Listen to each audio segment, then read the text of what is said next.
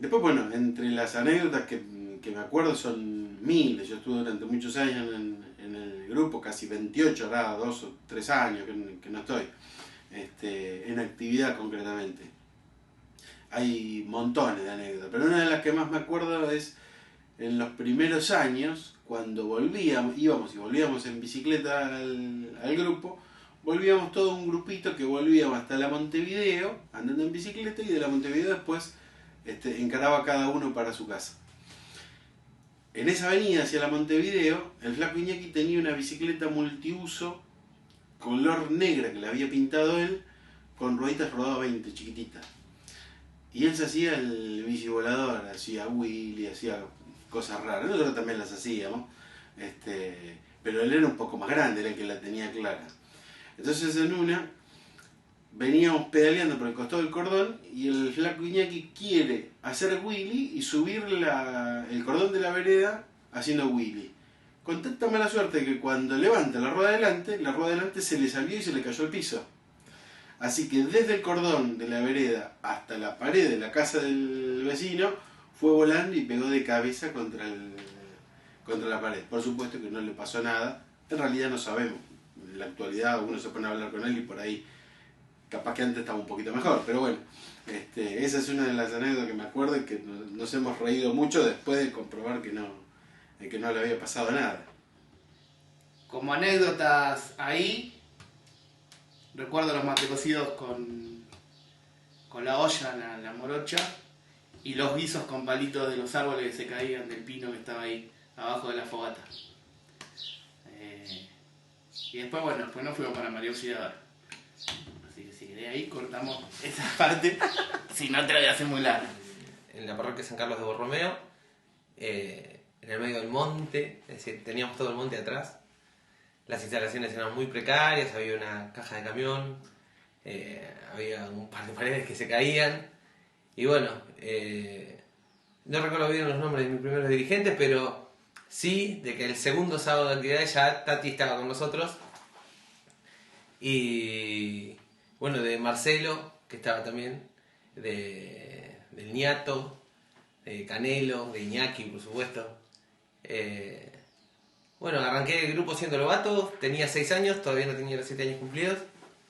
Y bueno, fue algo muy copado. Me acuerdo que más allá de las actividades que hacíamos y que nos empezaron a enseñar lo que es el movimiento scout y todo, me gustaban mucho las canciones, los juegos que hacíamos. Y después de las 6 de la tarde más o menos, que era la merienda, nos quedamos hasta las 7. Y el último ratito después del mate cocido nos dejaban libres esperando que los papás nos vengan a buscar y jugábamos al hoyo pelota zarpado entre todos los pibes que eran en el grupo, que éramos todos unos indios, porque bueno, yo era uno de los más chiquitos, pero había pibes más grandes que yo y estaba bueno.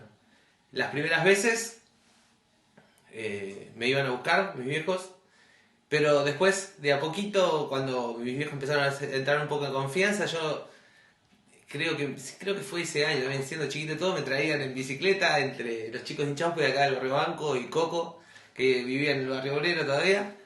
Así que, yo qué sé, a mí me dio mucha independencia, ya de buenas a primeras, y me sirvió un montón. Yo qué sé, a mí me gustó mucho siendo chiquito, ¿no? Una linda experiencia. Que te decía que después que hablamos así me quedé pensando en todas las anécdotas que había, que hemos tenido, las vivencias que hemos pasado, las buenas y las malas también, ¿no? Porque nos ha pasado de todo. Pero lo que más me acuerdo en estos años es, siempre cuento lo mismo, ¿no? El último campamento que fui como jefe de campamento en Chascomús, era un campo privado, y habíamos sido campamento de comunidad aquí acá en María Auxiliadora de Bericio. Bueno, resulta que el lugar era hermoso, era un campo espectacular. Todos los días, 5:30, 6 de la tarde, nos teníamos que bañar abajo de un molino. El agua salía del molino. Todos los días, 5:30, 6 de la tarde, cuando ibas al molino, justo no había viento. Nunca había viento. Nunca a esa hora nos tocaba ir a bañarnos a nosotros. Nunca había viento. Entonces había que subirle y darle al palo del molino para que largara agua, ¿no? Aquí la historia, según dice la leyenda, ¿no? Una tarde se levanta una tormenta de verano, una lluvia, un viento, se volaron carpas, qué sé yo. Ya había rovers, ¿sí? Estaban los rovers con Carlito Formeiro como dirigente de los rovers. Dice el cuento, ¿no? Que después que ya habíamos pasado todo, que ya habíamos acomodado a los lobatos, a todo el mundo, que ya se había calmado todo, Carlito se agarra una toalla y el jabón y se lo pone en el hombro. Entonces todo el mundo dice, ¿dónde va Carlito? Entonces Carlito dice, al molino a bañarme, mirá el viento que hay hoy. Bueno, sí, anécdotas en el grupo tengo montones, porque como yo me inicié en el grupo grande, ya más grande que los chicos, para mí eran todas cosas nuevas, y bueno, los chicos me hacían reír como locos, me protegían, y bueno, las anécdotas que más recuerdo en su gran mayoría fueron referidas al amigo Mastro. Me acuerdo una vez que hicimos una caminata desde la isla hasta la Balandra y hubo que cruzar el arroyo del Pescado, y bueno, Mastro no sabía nadar, entonces era un problema y los chicos se le ingeniaron para cruzar todas las mochilas, pero después nos faltaba cruzar al gordo Mastro, y el flaco Iñaki, que era un espectáculo en eso, lo ató con una soga debajo de los brazos, y todo el mundo cruzamos todos nadando, menos Mastro, que no nadaba. Y entonces, al dar aviso Iñaki, entramos todos a correr arrastrándolo. El tema es que, claro, con el peso que tenía no flotaba, entonces iba por el fondo del canal. Fue espectacular eso de Mastro. En otra oportunidad, en el campamento que nombró el flaco Iñaki, en esa casa quinta, una chacra, no sé qué era, en Chascomús, que fue el último campamento del flaco Iñaki, hubo una noche que hubo una tormenta muy fuerte y la mayoría del campamento se había armado, como no corresponde, abajo de los árboles. Los árboles, la mayoría de ellos eran eucaliptos. Los eucaliptos tienen ramas muy grandes y que son quebradizas, entonces sacaron a todo el campamento y lo llevaron a dormir a un granero, a todos. Algunos nos quedamos durante toda la noche en ese lugar, pero la mayoría se fue a dormir al granero. La cuestión es que estaba bárbaro dormir en el granero porque era un galpón enorme que tenía toda una veredita del lado de afuera, pero después era una pileta gigante de granos de maíz. Entonces en un momento, ya era bastante tarde, serían 2:30, 1 de la mañana, cuando había que dormirse, apagan las luces y empieza a volar maíz. Empezó primero a tirar una cosita, después otra, y empezó a volar maíz por todos lados. El gordo Pablo, Mastro, estaba acostado en el medio y no se quería mover. Él quería dormir y no había forma de sacarlo de ese lugar. Él quería dormir y no había manera. La cuestión es que uno de los granitos que voló terminó dentro del oído del gordo. Así que le empezamos a hacer el bocho que le iba a crecer y le iba a arruinar la cabeza, así que bueno, después de mucho dar vuelta terminamos en una clínica, una de las clínicas que había en Chascomús en ese momento, que nos llevó el flaco Iñaki con el Renault 12 de la madre, a sacarle el granito de la oreja.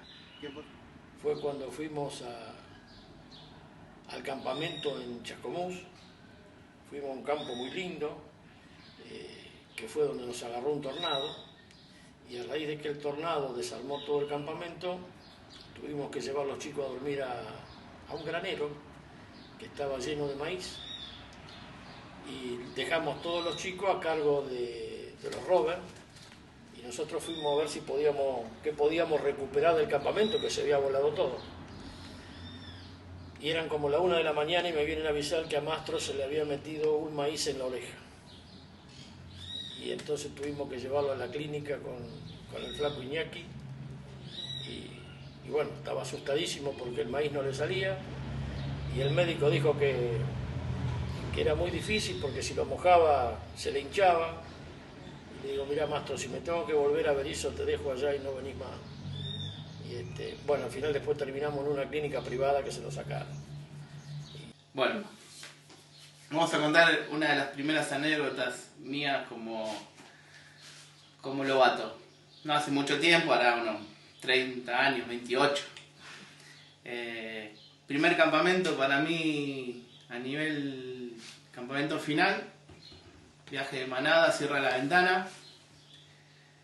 Nos fuimos toda la manada para allá, para el lugar. Llegamos, un lugar hermoso, muy lindo.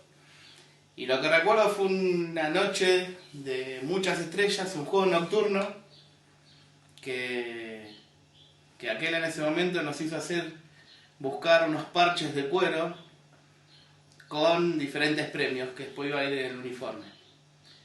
Era muy oscura la noche, pero muy linda. Y de repente se levantó mucho viento al punto de que teníamos miedo de que nos vuelen, aunque yo era gordito taponcito, pero tenía miedo de que el viento nos lleve.